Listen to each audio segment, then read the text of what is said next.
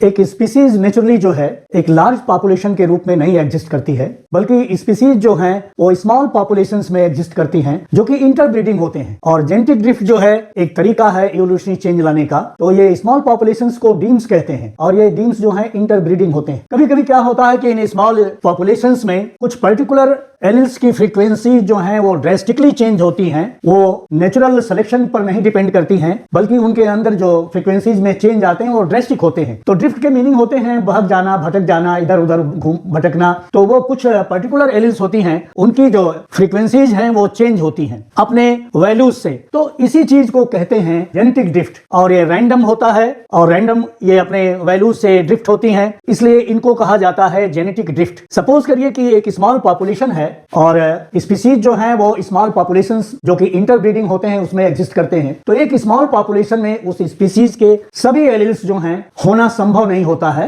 वो अलग अलग पॉपुलेशन, सब पॉपुलेशन में या अलग अलग डीम्स में अलग अलग एलिल्स भी थोड़ी हो सकती हैं। ये चांस इवेंट होगा, जैसे प्री मैच्योर एक्सीडेंटल डेथ हो जाए मेटिंग से पहले, तो वो एलिल जिसका एक इंडिविजुअल जो है सोल कैरियर है, एक ही सिंगल इंडिविजुअल में वो एलिल पाई जा रही है, तो वो एलिल जो है उस पॉपुलेशन से बाई चांस एलिमिनेट हो जाएगी। तो ड्रिफ्ट जो है वो चांस इवेंट है। सपोज करिए कि कोई एलिल जो है वो पॉपुलेशन में 1% है। जैसे आप एक एल्बिनिज्म को ले लीजिए जिसमें पिगमेंटेशन नहीं डेवलप करता है इंडिविजुअल्स में, या एक सिकल सेल एनीमिया को ले लीजिए जो कि हीमोग्लोबिन का डिफेक्ट है, और उसका कोई एक इंडिविजुअल एक छोटे से पॉपुलेशन में उसका रिप्रेजेंटेटिव है और उसकी डेथ जो है उस छोटे से पॉपुलेशन में मेटिंग से पहले ही हो जाती है, तो रिप्रोड्यूस नहीं कर पाएगा, अपनी जनरेशन को आगे नहीं बढ़ा पाएगा। तो वो एलिल जो है बाई चांस जो है ड्रिफ्ट कर जा रही है, मतलब उसके फ्रीक्वेंसीज में चेंज आ जा रहा है। तो हम आपको दो एग्जांपल्स बता रहे हैं कि एक कोई भी, ये चाहे सिकल सेल का ले लीजिए चाहे एल्बिनिज्म का ले लीजिए, उसकी सपोज करिए कि एक छोटे से पॉपुलेशन में उसकी फ्रीक्वेंसी जो है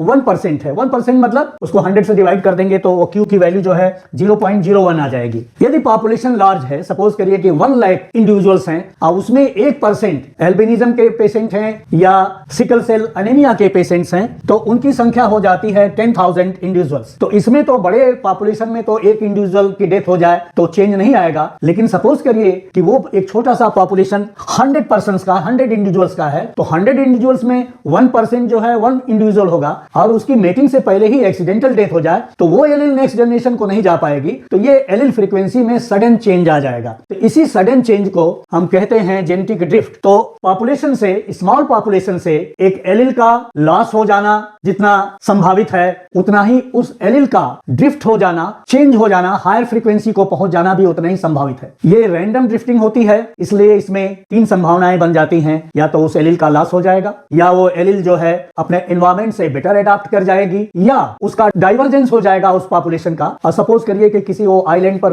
हो गई वो पॉपुलेशन के कुछ इंडिविजुअल्स, या वो रिप्रोडक्टिवली आइसोलेट हो गए जो आपस में रिप्रोड्यूस नहीं कर रहे हैं, तब वो एक न्यू स्पीसीज को ओरिजिनेट करेंगे। तो जेनेटिक ड्रिफ्ट जो है क्या काम करता है कि हार्डी-वीनबर्ग इक्वेशन या इक्विलिब्रियम को डिस्टर्ब करता है, ये उसको अपसेट कर देता है। हार्डी-वीनबर्ग इक्वेशन या इक्विलिब्रियम तो कहता है कि एलिल्स की या जीनोटाइप की फ्रीक्वेंसीज में चेंज नहीं आएगा, लेकिन ये जो जेनेटिक ड्रिफ्ट है वो चेंज प्रोड्यूस करता है, वो इवोल्यूशन को प्रोड्यूस करता है।